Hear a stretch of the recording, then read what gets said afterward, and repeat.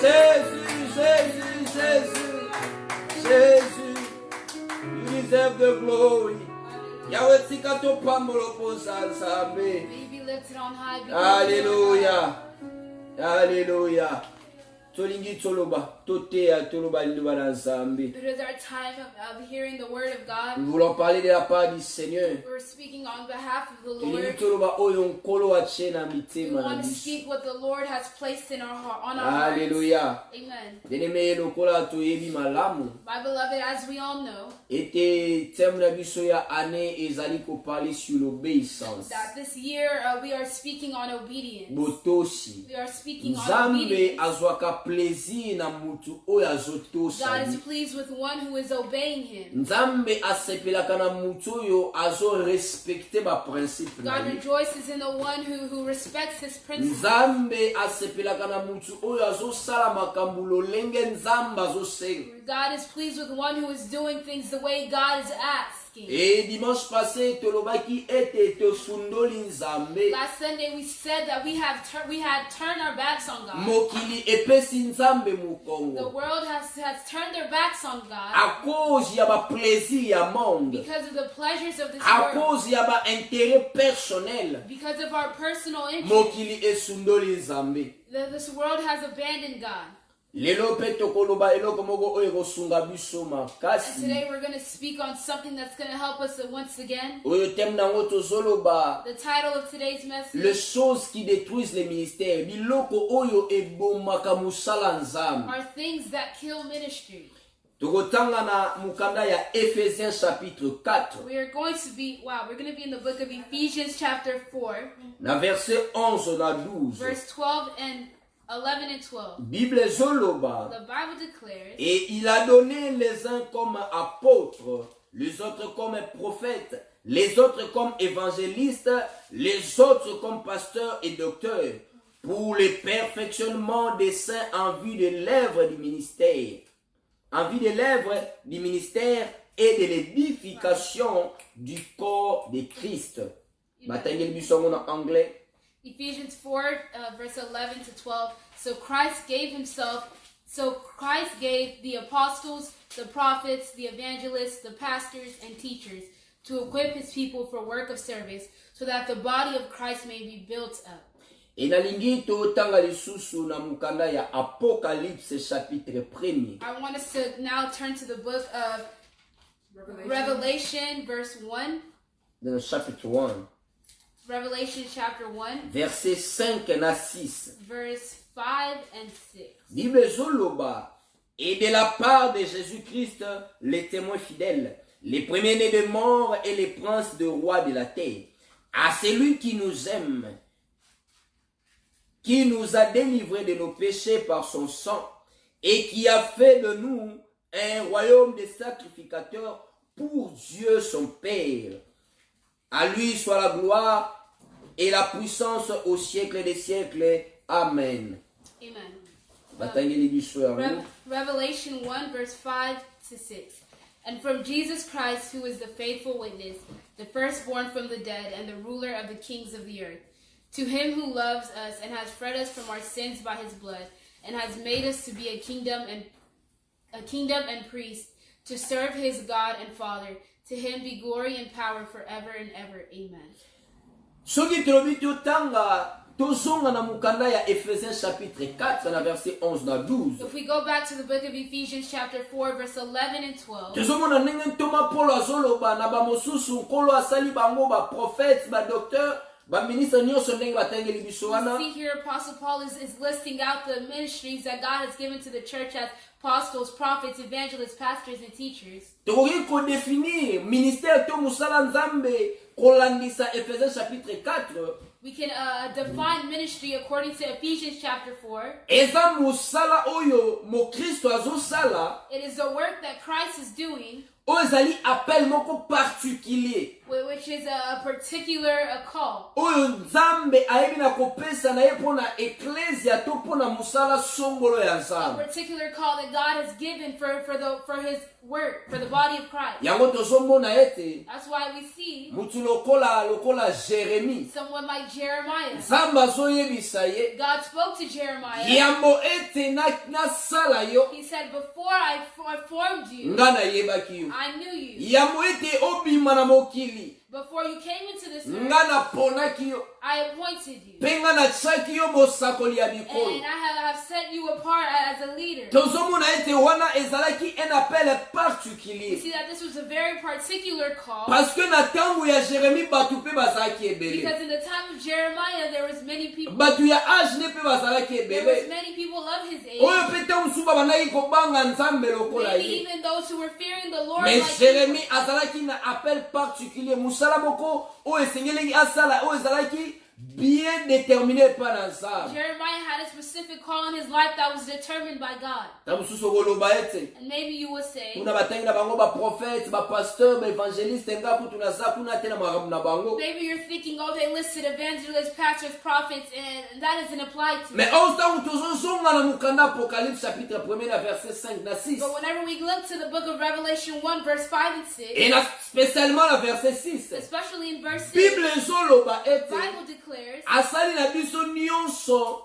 bokonzi ya batu oyo bakosalela Nzambe the basacrificateur. Bible tells us that he has made us to be a kingdom and priests to serve his God and Father. Oyebi na Ancien Testament You know, in the Old Testament, mpona kosalela Nzambe in order for you to serve ifalaki God, mutu auta kaka na famille ya Aaron. you had to come from the family line of Aaron. Soki oza na famille ya Aaron te okoki kosala na sacerdoce te okoki kosalela Nzambe te lokola mosali na Nzambe te. If you were not a descendant of Aaron, then you cannot serve the Lord like they were serving. Mais avec la venue de notre Seigneur Jésus, But with the coming of our Lord Jesus, avec la venue de la grâce, with the coming of grace, Nzambe alongoli principe wana God has removed that principle, pe akomisi biso nyonso basali ya and God Nzambe. has made us all servants of the Lord. Ekolandisa mokanda ya Apocalypse 1 oyo totangi And according to Revelation 1, toyi koloba ete we can say mosala Nzambe that the work of God ezali eloko nyonso mondimi azosalela Nzambe, service nyonso ozorendre is Nzambe. every service that you are doing for the Lord. Ntango ozobetela Nzambe clavier na église eza mosala ozosalela Whenever you are Nzambe. praying, whenever you are playing instruments in the church, that is service to God. Ntango oza na protocole eza mpe lolenge ya kosalela Nzambe. If you are an usher, that is service to God. Ntango ozomodere eza mpe lolenge ya kosalela Whenever you Nzambe. are moderating, that is a service to God. Ntango ozoyimbela Nzambe eza mpe lolenge ya kosalela Nzambe. Singing is a service to God as well. Ecclesia ya Yesu The church of God bazokompare yango lokola nzoto, lokola le corps humain. is compared to the body as a body. Lokola na Colossiens chapitre 1 na verset nango 18 ezoloba In the book of ete Colossians chapter 1 verse 18, Yesu nde aza mutu ya ecclesia. that Jesus Christ is the head Yesu of the nde body. aza mutu ya That ecclesia. Christ is the head of the body. Pe bandimi tokolonga bazoconstitue lokola bamembre ya corps And wana. we are members of that body. Nzoto eza na mutu, eza na maboko, eza na makolo. Body has hands, it has feet, it has legs. Ebiso bamembre ya ecclesia ya nkolo tozoforme nzoto wana. And we as members of the body of Christ are the ones who are forming this body. Mais les 5 ministères oyo totangi na mokanda Ephésiens chapitre 4 And so the fivefold ministry, the 5 ministries that we read in the book of Ephesians, ezoconstitue lokola basens na mutu aza na 5 sens. wow, it's kind of like the 5 senses that a man has. Na anatomie bazotalisa biso ete eza na sens mosusu ezopermettre mutu ayoka. In anatomy, one of the senses is hearing. Eya na sens mosusu ezopermettre mutu amona. Another sense is seeing. Eya na sens mosusu ezopermettre mutu ayoka zolo. Smelling. Eza na sens mosusu ezopermettre mutu ayoka gu na lolemo. Tasting. Eza na sens mosusu ezopermettre ete soki obeti mutu ayoka pasi. Feel, touching.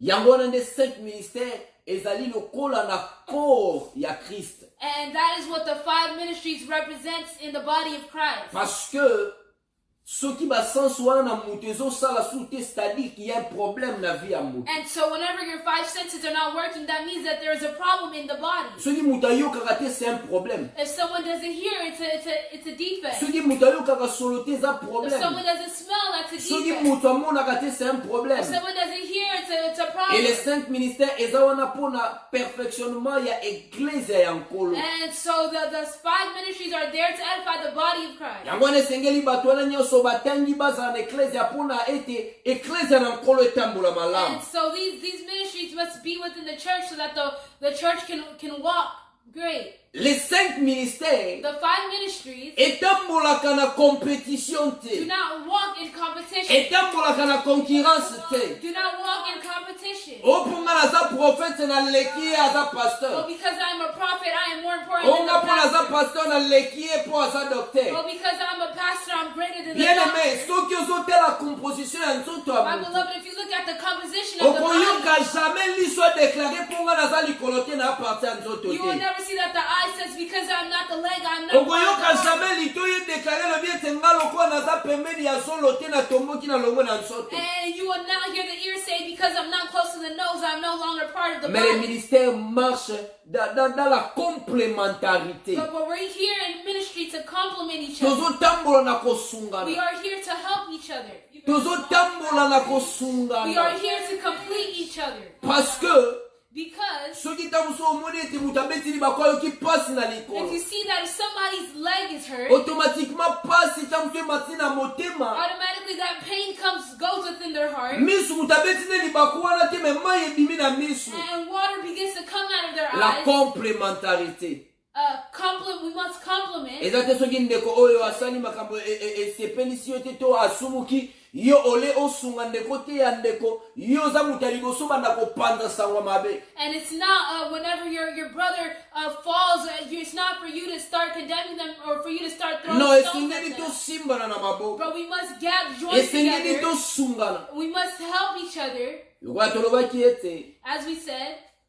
nzoto eza na baparti ebele eza mpe très The important. body has many parts that are very E important. ata mosusu na baparti mosusu tozomona te me eza important na There are mutu ya also mutu. parts that are not seen in our body, but they are still very Tomonaka much motema important. te me motema eza We don't important. see the heart, but the heart is important. Tomonaka bavene te me bavene eza We don't see the important. veins, but the veins are C'est-à-dire important. ata oza no prophète te, Meaning that even if ata you're oza not no a pasteur prophet, te, even if you're not ata a oza no pastor, évangéliste even if te, you're not ata an oza no evangelist, docteur even te, if you are not oza na rôle you important na still corps ya play an Christ. important role in the body of Christ. Yango kose négligeaka te. That's why it's important to Koloba not te ete wana neglect eza your role. makambo ya bapasteur. Don't say that's the Nga part kutu of na nga na pastor. ecclesia kaka mutu lokola na yaka mondimi simple. Oh, I'm just a believer. Non, dans l'église de Jésus, nous n'avons pas de bandimi simple. In the body Mais of l'église Christ, à we're not Christ, just biso simple nyonso believers. toa basali. We're all Ata workers. ozopangusa ecclesia eza mosala Even ozosala if mpo you're na cleaning the nzambe. church, it is a Mpe service. kaka mpo na mosala wana nzambe akoki And kopambola because of yo. that service, God is able to bless you. Mais alors, And so, mpo na kosalela nzambe, in order to serve God, eya na baprincipe isiko there are korespecte. principles that we need Eya na to lolenge respect. moto esengeli avivre. There are the ways that we Eya na must lolenge live. moto esengeli There atambola are the ways that we must walk mpo na according to kosalela nzambe. while serving the Lord. Yango otoma mpo nazobisa mwana molimo Timote. That's why the Apostle Paul was telling Timothy Na 1 Timothée chapitre 4 verset 12. in the book of 1 Timothy, Azoloba que 12, personne ne he méprise ta says, do not let jeunesse. anyone look down Mais on you because sois of un you are modèle. young, but serve Mais as an sois un example. modèle. But be an Léo example. toi sous na ba chrétien belete oyo baza ba modèle Today pour we na don't ba have a pagani. lot of Christians who are Olé examples. tous za ba modèle biso nyonso tokoma na Instead ndenge of us moko. serving as models, we have all become the Olé same. tous sunga bango balanda nzela nzambe. Instead of helping them to Biso walk pe on the tokoma way of God, kotambola lolenge bango we are walking bazotambola. like the world.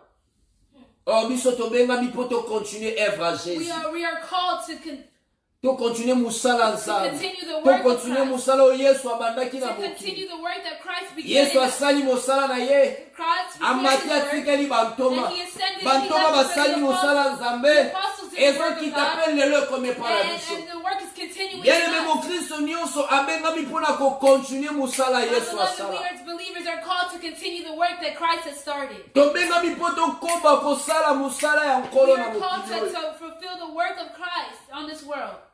Mais si kana yebiso ete But let me tell you yana makambo mosusu that there are some things oyo eyampesaka biso to continue musala Yesu. that are hindering us from continuing in the work Yana of ba God. makambo mosusu There are some things oyo eyampesaka biso that is hindering us to mema musala Nzambe liboso. from advancing the kingdom of E God. makambo wana ezopekisa biso kaka te to continue musala And those Nzambe. things are not only hindering us Mais from makambo wana continuing the work ekoki of koboma God, pe but destiny those na things ye. can destroy Makambo wana us, ekoki pe can hinder us from kobebisa getting to to our destiny. koboma musala Nzambe oyo eza Those kati na things can ye. hinder us from fulfilling the work that God wants to do within you. Eloko ya liboso tolingi toloba. So the first thing that I Bien-aimé, makambo want to eza ebele, mais speak lelo tokotanga quelques-uns. on, today we're just going to speak on a few Les choses qui détruisent les things ministères. that are destroying the ministry. Bien-aimé, eloko ya liboso eza orgueil. My beloved, the first thing is pride. Lolendo.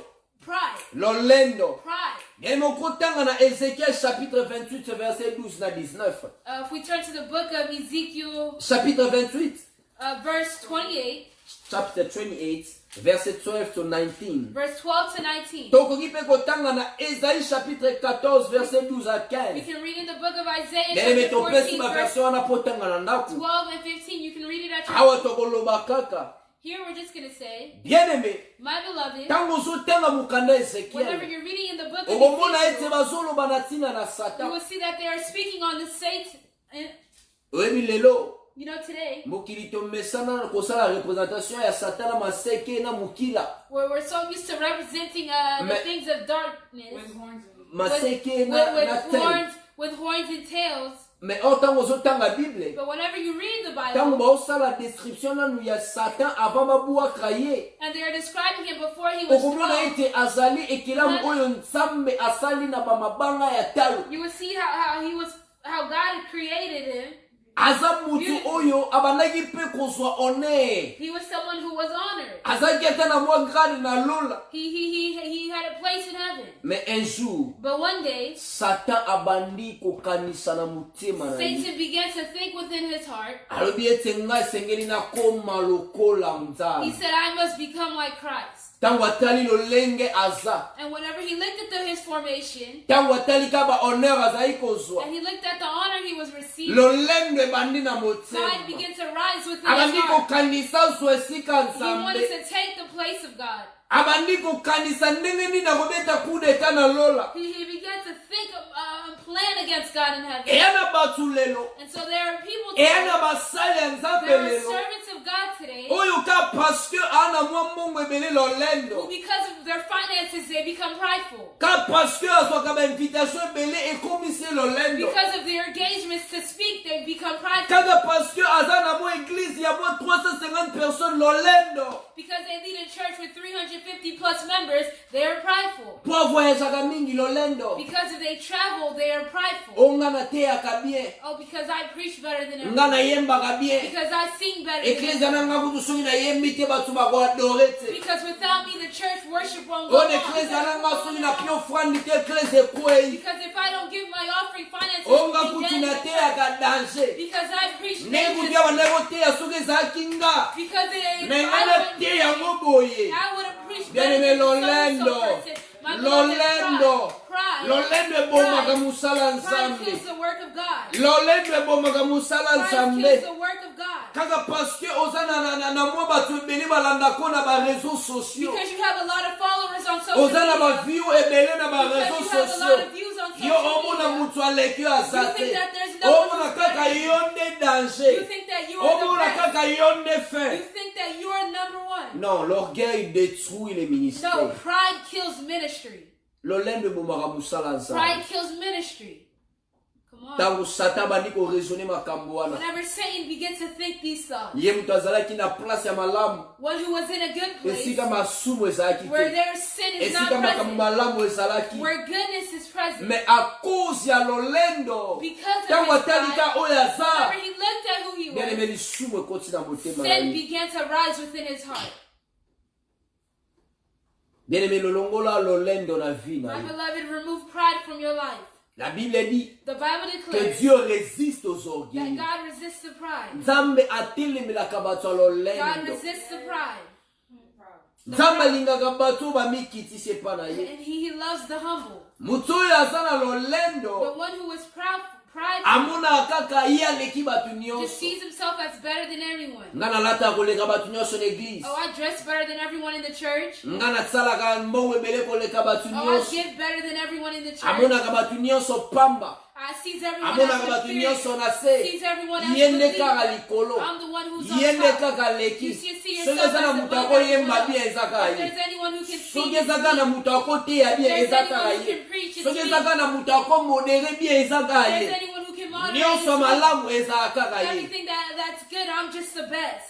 bien-aimé satan abandi koluka intérêt na ye My beloved, Satan began to seek his own le interest. diable a commencé à chercher son propre intérêt Satan began to seek his own abandi interest. koluka gloire na ye Satan moko began to seek his own abandi glory. koluka gloire na ye Satan moko began to seek his own glory. lolendo ezoboma makambo Pride is killing people. lolemo okoki koboma avenir na ye Pride can kill your destiny. yango tozomona mokonzi lokola Nabukadnesar na mokanda Daniel chapitre That's 4 why when we look in the book of Daniel chapter 4 and we see King na verset Nebuchadnezzar. nango 25 soki otengisi na 37 If you look in the book from verse ozomona 25 to ete 37, mokonzi ntango abandi kotambola na you royaume will na see that ye whenever the king began to walk in mokonzi his abandi kingdom, koloba na lolendo when he began to speak with pride, oyo te eza ndako oyo nga natongi na makasi na this is a nga house that I have built on my own strength. bien-aimé bible ezoloba asilisaki nanu koloba te The Bible says that he didn't even stop mokonzi speaking. wana akomaki lokola nyama akomaki kolia matiti babenganaki na royaume na ye And he was removed from his kingdom a cause ya lolendo because of pride. reine Vasti ayebaki na kobungisa libala na ye And his marriage was lost. mokonzi asali festin abengisi bato alobi babenga reine aya The king said, bring the queen to come. certainement milobelaki Certainly, he said to nga na himself, mwasi ya mokonzi I am the ndenge nini akobenga nga liboso ya bainvite na ye na loyenge how boye can he just call me in front of all these people? lolendo Pride. lolendo Right. bien-aimé ntango naotanga bible My beloved, when I read in nazomona my ete Bible, le grand moïse I see that Moses, ntango bitumba ya bana israele na amalek whenever it was time for the children of bible Israel to ezoloba fight ete the moïse Amalekites, ntango maboko ezalaki the Bible likolo says that when Moses' hands was raised, israele abandaki kolonga Israel was me victorious. ntango maboko ne bandaki But kolemba whenever Moses' hands Israel were abandaki untied kopola. and his hands were down, arona Israel ir began to bayaki kosunga moïse And batieli so banga Aaron vanda and Ur came in to lift up basimbaki his hands. maboko na They ye raised his hands and they moïse held it. akoyebisa bango mpe And Moses told them, nga na moïse He said, I nga am nasolaka na nzambe He said, I nasolaka speak na to nzambe God. mbunzu na mbunzu I speak to God day and alors night. soki ozotanga meme na baverse oyo avant So whenever you look in the verses above, okomona ete moïse you will see that Moses, akabolaki mai he akokaki split the- koyebisa mpe nani ir na aron he was able to tell nga na grand Aaron prêtre moïse that I, Moses, bino bomonaki te nde nakabolaki did mai you see how the sea split? me moïse But Moses, amikitisaki He humbled himself. andimaki basunga ye he was andimaki allowed to be basimba humble. maboko na He ye allowed for his pour hands to be l'intérêt up. d'Israël For the interest of pour Israel. l'intérêt du corps de For the Christ interest of the body bien of aimé Christ. lima My komikitisa beloved, allowed to pour humble l'intérêt yourself. de l'église de For the interest Jésus of the body of ndima Christ. komikitisa Allowed to humble sois yourself. humble à l'image de Be Jésus humble like Christ. sois humble à l'image de Be Moïse humble like Moses. zala simple Be simple. zala accessible na bato Be nyonso accessible eya na to all. bato mosusu depuis kaka mata bato bamonaki esu te There are some people ekoma nango God baaudience has elevated them po like tomona yo so ekomi prideful. bacérémonie To see you with your ekomi whole toso ceremony. bafiche ya visitation It's certain, so extra things to bien aimé see. zala My beloved, be humble humble. zala humble Be humble. bemeloka mibale tolingi The toloba second thing we want to speak on oyo ebomaka ministère that kills ministry eza les relations sexuelles bosangani ya nzoto is sexual bien aimé immorality. tokolobela yango na deux volets We're going to speak on it in two bible points. ezoyebisa biso na 1 Corinthiens chapitre 7 verset 4 The Bible tells us in 1 Corinthians chapter nzoto ya mwasi eza ya 7 mobali verse mpe ya mobali eza ya mwasi the wife of the body of the wife is to the husband. bien aimé to the relation husband, vice sexuelle versa. eza kaka autorisé dans le cadre du mariage Sexual intercourse is only authorized in marriage. bible ezoyebisa biso na 1 Corinthiens chapitre 6 The sokotangi Bible verset tells us 9 in na 1 Corinthians chapter 6 verse 1. bible ezoloba ete The Bible tells bato us basalaka ekobo that people are bato basalaka fornicating. makambo mabe bakomona bokonzi na People who are nzambe te. fornicating will not see the kingdom of God. La première des choses tolingi tolobela la fornication The les first thing rapports that we sexuels want to avant le speak on mariage is fornication.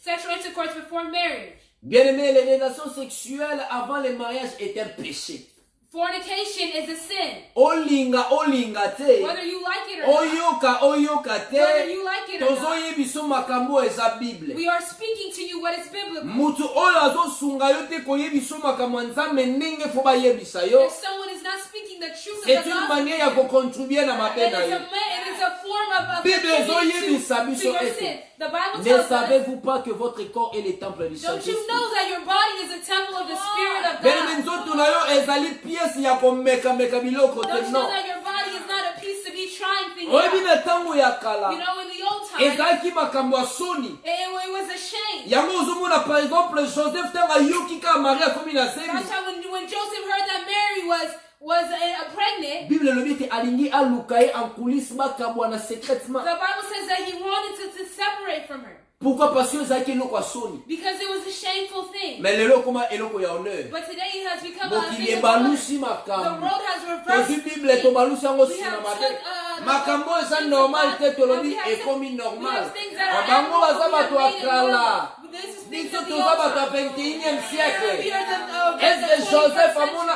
iPhone 11? Has Joseph Amona Joseph mote. seen the iPhone Est-ce que 11? Joseph We akende didn't na see it. Egypte na avion? Did Joshua Wana eza fly an makambo na airplane? bango. That's the things Ya that biso belongs eza to them. makambo ya These sika. are the new things. Non, non. No, no, Bien no. metika na ebiso. My beloved, Il y a let un me homme tell dans la you Bible qu'on appelle that Joseph. there is somebody in the Bible Bible by the name ezoloba of ete Joseph. mwasi ya bokonzi na ye azalaki na besoin bimaka na The Bible Joseph. says that the wife, Mais the parce woman wanted to que go out with him. Joseph ayebaki baprincipe But because ensemble.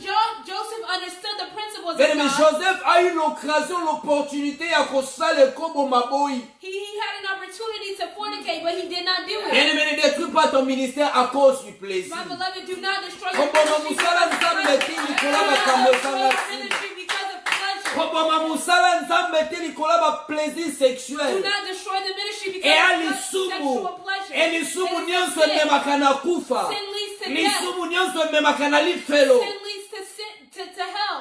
Bien-aimé, lisumu mosusu toli toparle sur les relations sexuelles eza l'adultère. And another form we want to talk about is Wana adultery. okomona ete mutu abala mais azotriche. You will see that somebody is married, but they are sinning.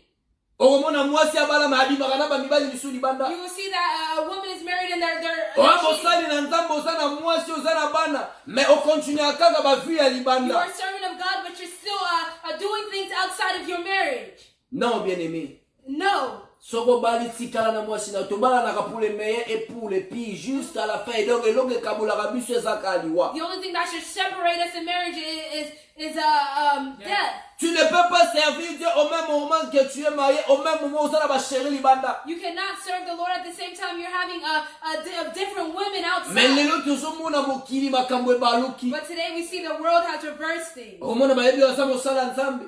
We see someone is a Bayebi servant of kazala God. pe na chérie na ye moko l'église, But ayembaka na chorale. they also know that he has a girl who's in the choir. Le monde va où? The world Bien aimé koboma mosala nzambe te à cause ya makambo ekoleka. do not kill the ministry because of things that will pass away. Oyebi ntango oza na vie ya My adultère. beloved, whenever you are in Ntango adultery okosaka mwasi na and yo. you're lying to your wife, Yeba yango ça va engendrer les mensonges, lokute kobotama. know that lying will be birthed. Oh, lokuta Bible ezoloba ete papa ya lokuta ya mensonge eza diable. And the enemy is the father of lies. Bible ezoyebisa The biso. Bible tells us Le diable that the a enemy pour rôle de dérober, de détruire et de tuer. is here to kill, steal, and to destroy. Bien aimé, diable akoyiba ba capacité spirituelle oza nango. The enemy will try to kill your spiritual capacity. Diable akoboma musala nzambo eza kati The na enemy yo. wants to kill the work of God that is within you. Diable akobebisa makambo oyo oza nango ya The nzambe. enemy wants to destroy the things of God that is within you. Les choses qui détruisent les ministères. Things that destroy them. Bien aimé, élément misato ezoboma musala And the nzambe. third element that is killing the work of God Bolingo ya mbongo, is love of money. l'amour de l'argent. Love of money. Bien aimé, il est vrai que mbongo esungaka biso mpona bamakambo oyo ezali nécessaire. It is true that money has helped us with things that are necessary Mpona vie na biso, for our lives mpe mpona mosala and nzambe. for the work of God. Mais du moins, il faudrait pas kobosana ete But we must not forget mbongo ezotikala mpe instrument moko oyo diable aza koutilize mpona kobebisa money mosala is an nzambe. instrument that the enemy is using to destroy the work of God. Come on. Mbongo eza mpe instrument oyo diable aza koutilize mpona komanipule basali Money mosusu is ya an instrument nzambe. that the enemy is using to manipulate servants of God.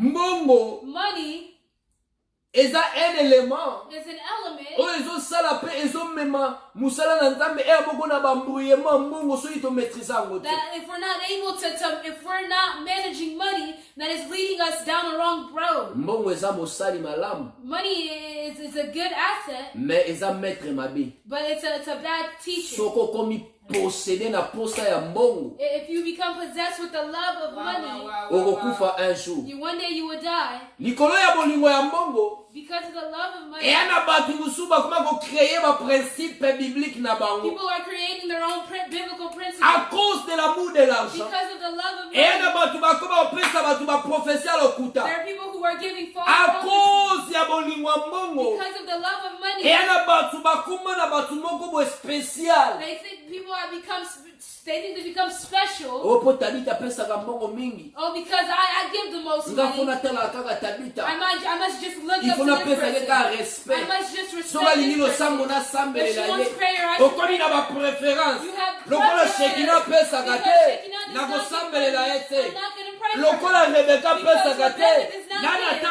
kotala ye te. I'm not going to look to her. Non, No. bolingo ya mbongo, The love of bolingo ya money. mbongo ezoboma The mosala love of money nzambe. is killing the ministry. bolingo ya mbongo ekokomisa yo escroc. The love of money will make you a liar. bolingo ya mbongo ekokomisa yo moyibi. The love of money will make you a thief. moyibi The love of money will make you a moyibi thief. likola bolingo ya Because of mbongo. the love of money. Come on. Bien-aimé, My beloved, ntango ozotanga bible whenever you're reading the Bible, tozomona ete Élisée you will see that Elisha, azwaki double portion He received- ya onction ya maître na ye oyo ezalaki Eli. he received a double portion of the anointing of his teacher Elijah. Mais après Eli azalaki mpe na serviteur na ye Gehazi. And he also had another servant, Elijah had another servant named Gehazi. Gehazi mpe okoki koyebisa Élisée ete nga nalingi nazwa te triple portion ya oyo oza. And so he could have told Elisha that Mais I want a triple à portion of cause your ya anointing. lokoso ya mbongo Because of his love for Gehazi money, akufa na lepre. he died with leprosy. À cause ya lokoso ya mbongo Because of the love of money, Gehazi oyo akokaki kozala te mosusu na avenir na ministère na ye. he could have had a different destiny. Mais akufi likolo ya But lokoso he ya died mbongo. because of his greed, Lokoso ya because of his mbongo. love of money, Lokoso ya mbongo. because of our love Bale of metango money. totanga Bible. Whenever we read the Tomona Bible, ete Juda we see that oyo Judah, atengaki Yesu the one Judah aza who mpe stole Jesus, mosali oyo asalaki mpe bikamwa he did great ateyaki things. mpe liloba He nzambe. preached the gospel. Bible The ezoloba Bible tells us Yesu atindaki bango bakende mibale that Jesus told them to go 2 by 2. ntango bakendaki bateyaki liloba And so nzambe. whenever they shared the word of okomona God, ete Bible ezoloba bazali kopesa Yesu rapport you will see that he came to give Jesus bazoyebisa a report. place tokendaki He said, where we milimo are, mabe etosaki biso they obeyed him. milimo mabe The evil spirits, etosaki biso They obeyed us. tosalaki boye We did this. ejida azalaki mpe parmi bato oyo basalaki makambo wana. and Judas was amongst Me the ones who likolo did ya that. cupidité, But- likolo ya moyibi ya mbongo, But because of his likolo ya love of lokoso ya money, mbongo, because of his greed for Juda money, akenda kosepandre Judas went likolo to ya go- lokoso ya because of mbongo. his love of Eyaka basali ya nzambe bazodeforme There are makambo na servants of nzambe God who are deforming likolo the ya work of lokoso God ya mbongo. because of love of money. Eyana bato bakomi kodeforme maloba nzambe There likolo are ya people intere na who are bango. deforming the work of God because of their personal interests. Come Onga on. soko bengisinga na église no faut pesa nga enveloppe Oh, ya if 10 you 000 $. call me to preach, you have to give me a fat check. Yo place bana kovanda oyebaka 10 $. Where you came from, Nzamba didn't even asali know yo ka about ngolu. that. It's but because of God's grace, atomboli yo na miso ya God bato. has elevated you in the eyes of mosala ngo men. mpo ozobetela tolo ya yo te.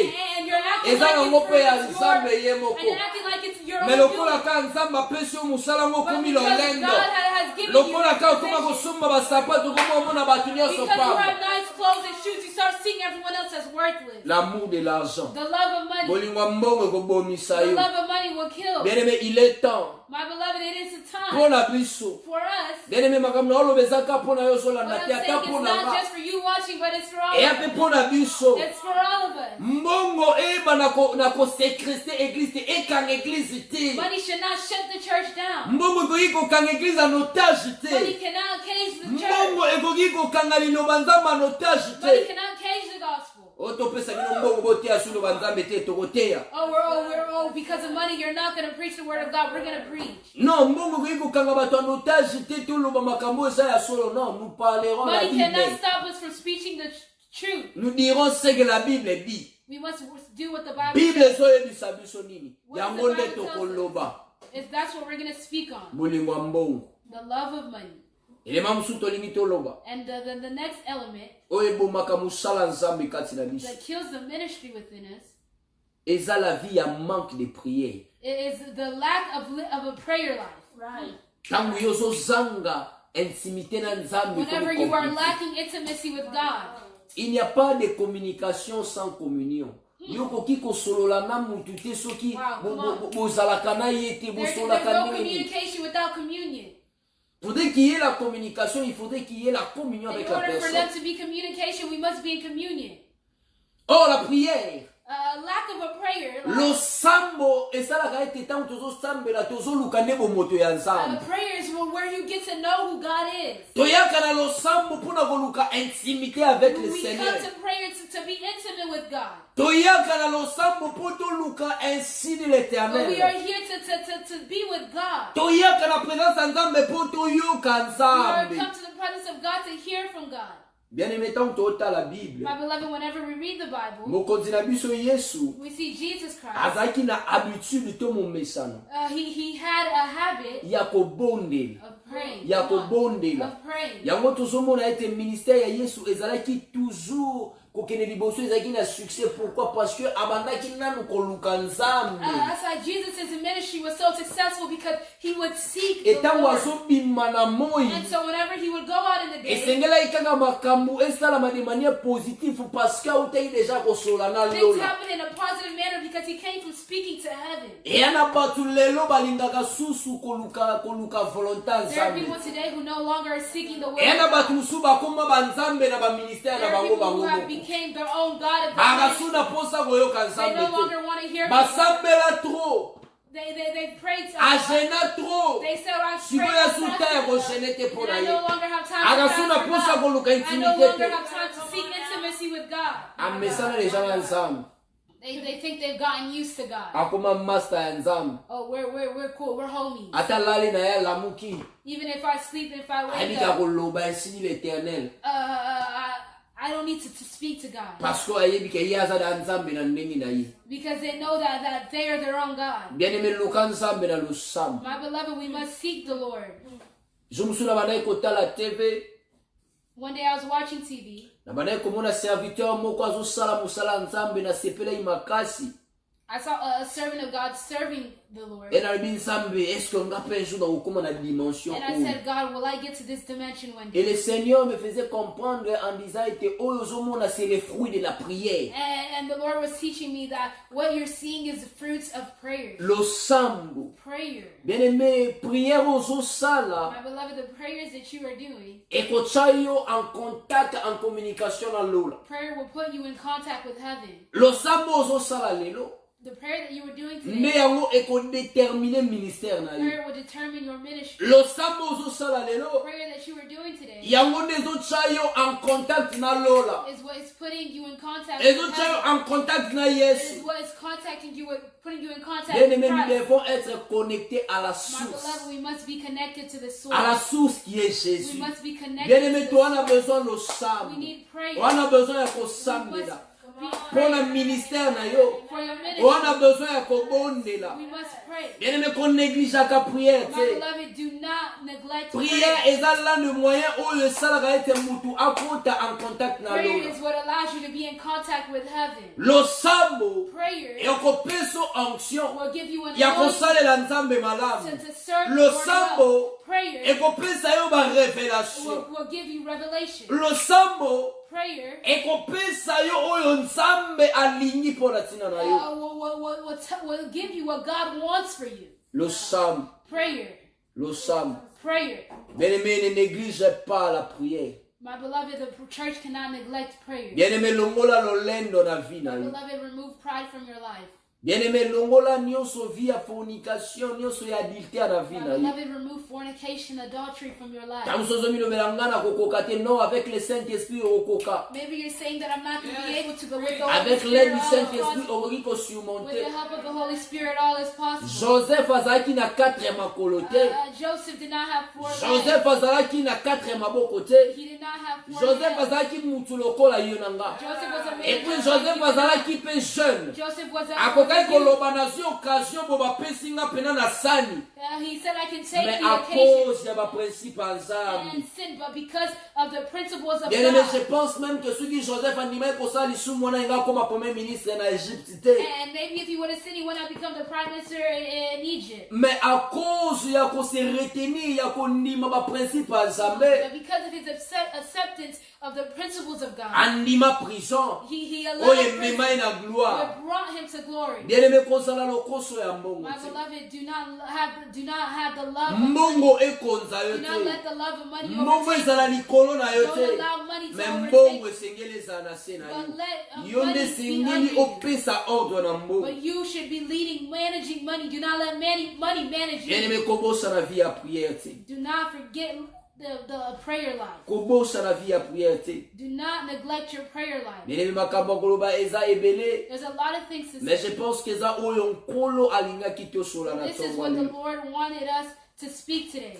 Bien-aimé, na tongo lelo, Today, Nzambe alingi a relever lisusu mutu ya mutu moko. God wants to transform our minds. Nzambe alingi a transformer susu vie ya mutu moko. God wants to transform someone's life. Bisika nyonso ozolanda biso. Wherever you're following us from, Nalingi osala examen de conscience ya vie na I yo. want you to examine your life. Nalingi otala lolenge ya nini ozokamba vie na I yo. want you to look at things that are destroying your life. Bien-aimé, soki oza na besoin lisungi, If you need help, okoki kokomela biso directement